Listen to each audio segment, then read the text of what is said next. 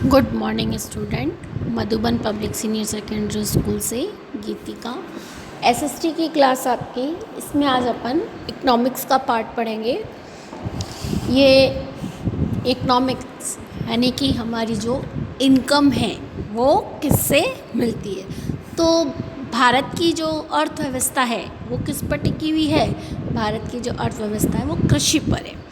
तो इसी के अकॉर्डिंग एक अपना चैप्टर है कि पालमपुर गांव की कहानी। ये गुजरात के पास में अहमदाबाद के पास का एक शहर गांव है, वहाँ की कहानी है।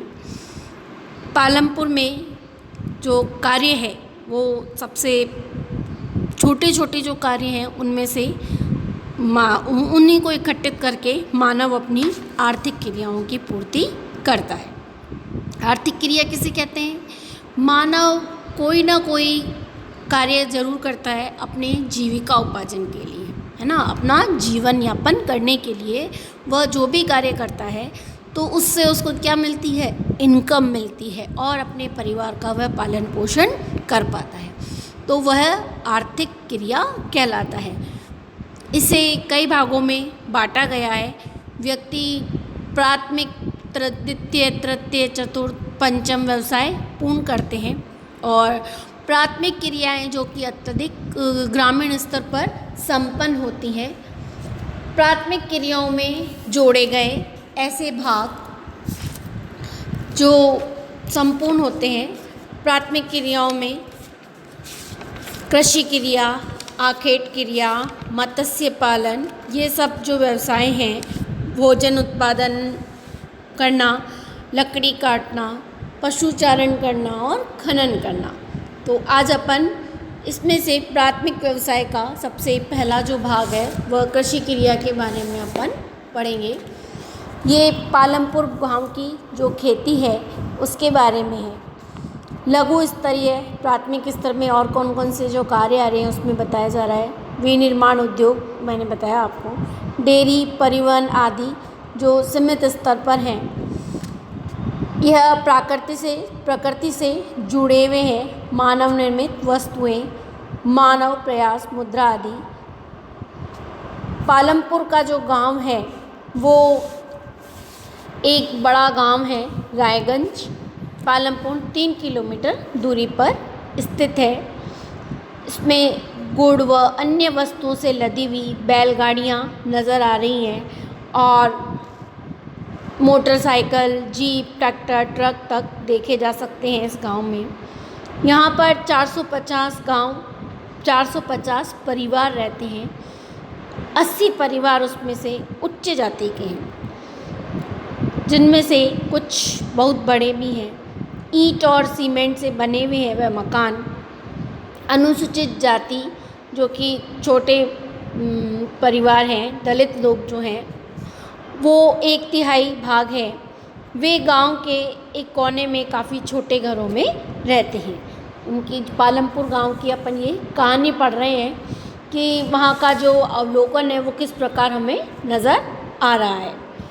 यहाँ के अधिकांश घरों में बिजली है। खेत में सभी नलकूप बिजली से ही चलते हैं। इसका उपयोग विभिन्न प्रकार के छोटे कार्यों में भी किया जाता है। पालमपुर में 2 प्राथमिक प्राइमरी स्कूल है और एक जो है वो हाई स्कूल है। जो राजकीय प्राथमिक स्वास्थ्य केंद्र हॉस्पिटल है वह एक निजी औषधालय भी है जहाँ पर रोगियों का उपचार होता है।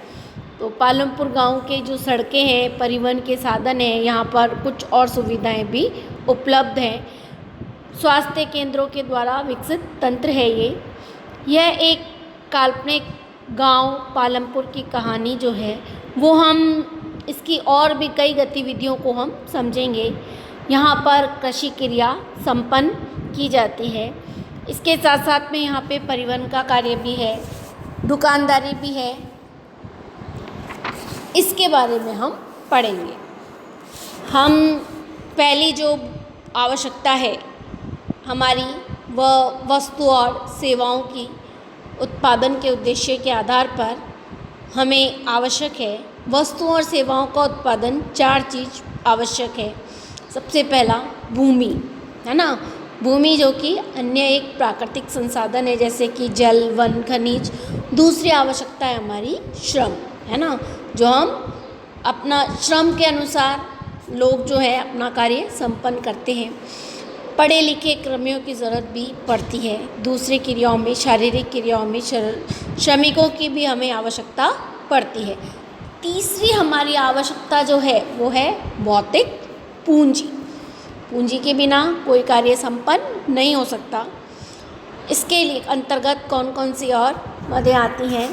औजार, मशीन, भवन। औजार तथा मशीनों के अत्यंत साधारण औजार जैसे किसान का हल से लेकर परीक्षित जनरेटर, टाइबर, कंप्यूटर आदि आते हैं। औजारों, मशीनों व भवनों का उत्पादन में कई वर्षों तक भी प्रयोग होता है। इन्हें स्थायी पूंजी कहते हैं। दूसरा है हमारा कच्चा माल और नगद मुद्रा। उत्पादन, कई प्रकार के कच्चे माल की भी आवश्यकता रहती है। हम जब कोई भी चीज़ उत्पादित करते हैं तो हमें कई और आवश्यकताएं भी साथ में रहती हैं, जैसे कि सूत की आवश्यकता रहना, कुम्हार के लिए मिट्टी की आवश्यकता रहना। उत्पादन को भुगतान करने के लिए जरूरी माल, कुछ पैसों की भी आवश्यकता रहती है। कार्य पूंजी, उसे हम कच्चा माल व नकद पैसों के रूप में कार्यशील पूंजी कहते हैं। औजार, मशीनों व भवनों से निर्मित ये चीज़ें उत्पादन क्रिया के दौरान ही समाप्त हो जाती हैं। एक चौथी भी आवश्यकता होती है उपभोग करना, यानी कि जो हमारा माल है वो कहाँ तक लोगों तक पहुँचाया जा सके। तो आजकल से मानव पूंजी कहा जाता है। मानव पूंजी के विषय में और अधिक अध्ययन भी हम करेंगे। इसको हम उत्पादन कारक के रूप में सम्मिलित करते हैं। उत्पादन, भूमि, श्रम, पूंजी आदि इसमें सम्मिलित हैं। पालमपुर की जो खेती है वो स्थिर है, यानी कि वहाँ की जो भूमि है वो स्थिर अवस्था में है। यह एक खेती के उत्पादन की प्रमुख प्रक्रिया है। काम करने वाले 75% लोग अपनी जीविका के लिए खेती पर ही निर्भर है। यहाँ के लोग जो हैं वो, उनका जो प्रमुख व्यवसाय है वह किसान लोग कृषि क्रिया में ही सम्मिलित है। लेकिन इसके साथ साथ में यहाँ के 1960 में आज तक जो हम देखते हैं यहाँ पे कोई भी और अत्यधिक विस्तार नहीं हुआ है। यहाँ पे भूमि खेती योग्य बनाकर कृषि उत्पादन को बढ़ाने में कोई भी गुंजाइश नहीं की है। भूमि मापने की मानक इकाई हेक्टेयर है, सभी को पता है हेक्टेयर, और हम बीघा वगैरह में नापते हैं। दूसरा है हमारा, क्या भूमि अधिक पैदावार करने की कोई तरीका है कि भूमि के अंतर्गत उत्पादन को जो है वो बढ़ाने के लिए कोई और तरीका यहाँ पर है? तो इसमें उत्तर प्रदेश के पश्चिमी गांव की तरह ये लगता है।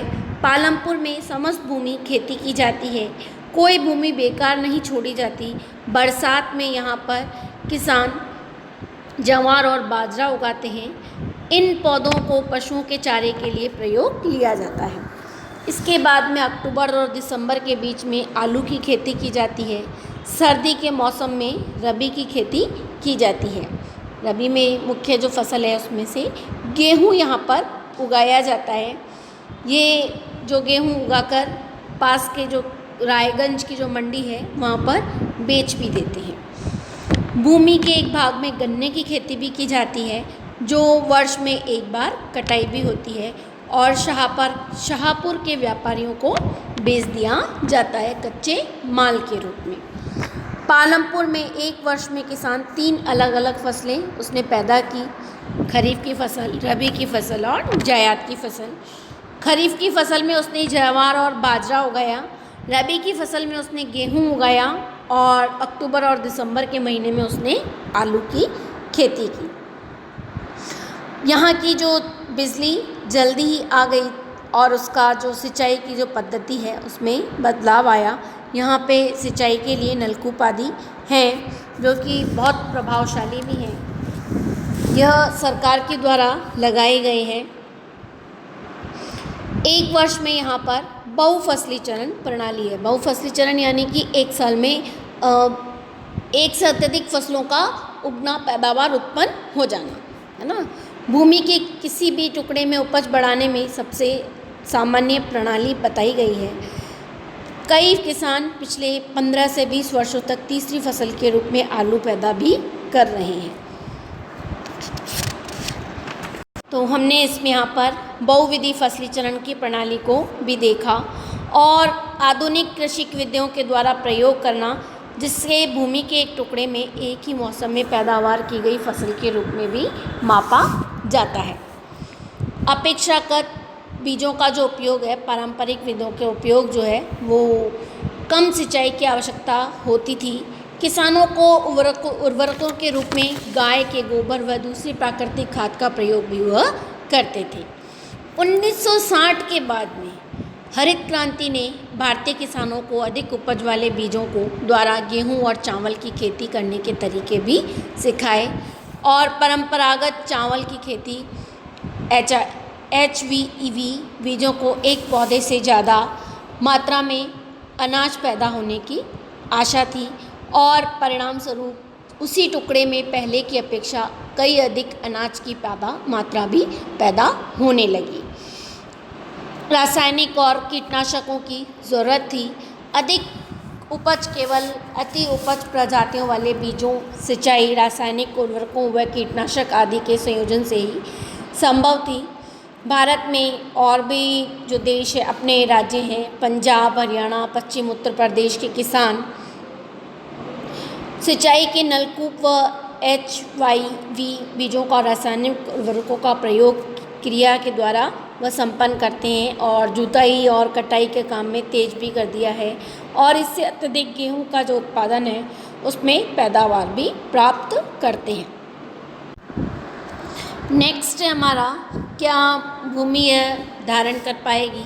तो भूमि एक प्राकृतिक संसाधन है और अगर हम देखें तो कृषि विधियों ने प्राकृतिक संसाधन के आधार पर अत्यधिक उपयोग भी हमने किया है। हरित क्रांति ने इसमें अधिक बढ़ावा दिया और भूमजल स्तर जो है वो भी कम हो गया। इसके अतिरिक्त नलकूप से सिंचाई के कारण भूमि के जल सतत प्रयोग से भूमजल स्तर कम हो चुका है। पर्यावरणीय जो संसाधन है कई वर्षों में बनते हैं, इन्हें एक बार नष्ट होने के बाद में पुनर्जीवित करना बहुत कठिन है। कृषि का भावी विकास सुनिश्चित करने के लिए हमें पर्यावरण की भी देखभाल करनी चाहिए। रासायनिक उर्वरक एक ऐसा ही खनिज देते हैं जो पानी में घुल जाते हैं और तुरंत उपलब्ध भी हो जाते हैं, लेकिन ये मिट्टी की जो गुणवत्ता है उसको समाप्त कर देते हैं, उसकी जो पोषक तत्व हैं वह भी समाप्त